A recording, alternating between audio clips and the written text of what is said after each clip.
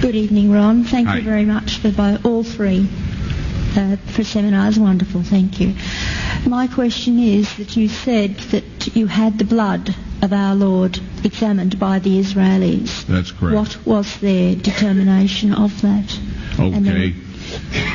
Now, we won't be able to take second questions. I'm sorry if you're on your second one. Please just step out. I love you, but we're running out of time. Real quickly, okay. Dried blood is dead blood.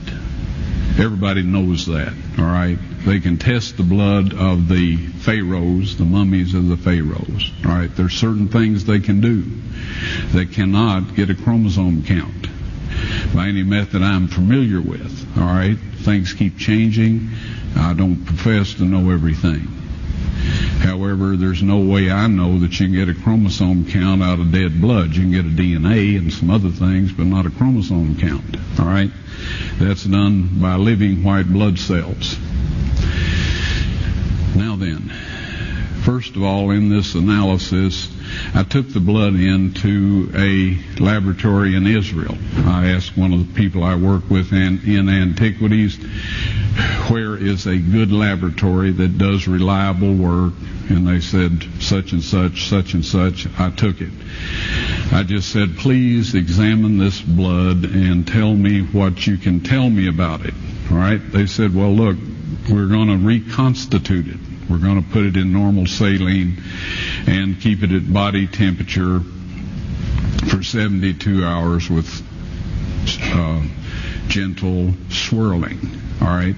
That's their business. That's great. I said, now I want to be there when you check it out. They said, fine. So I was back.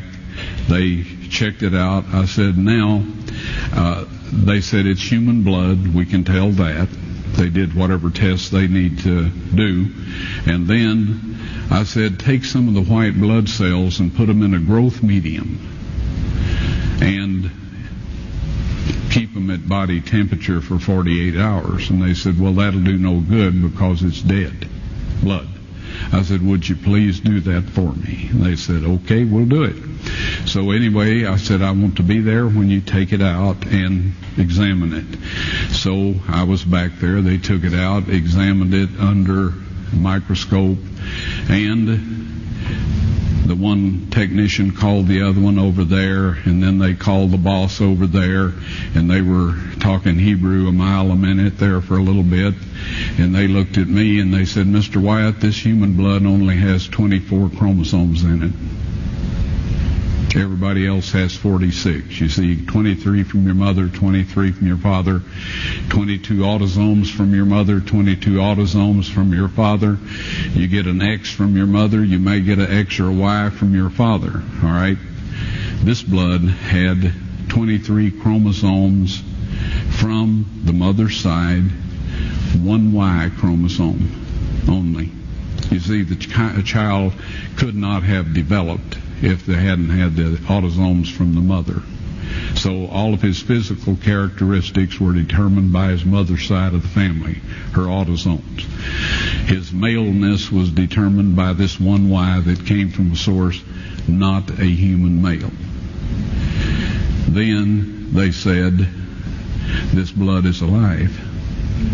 And then they said, whose blood is this?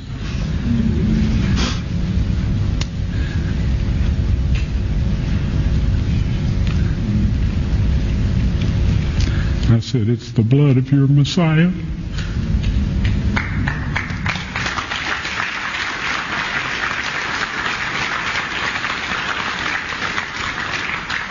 And I assure you, those men's lives have changed.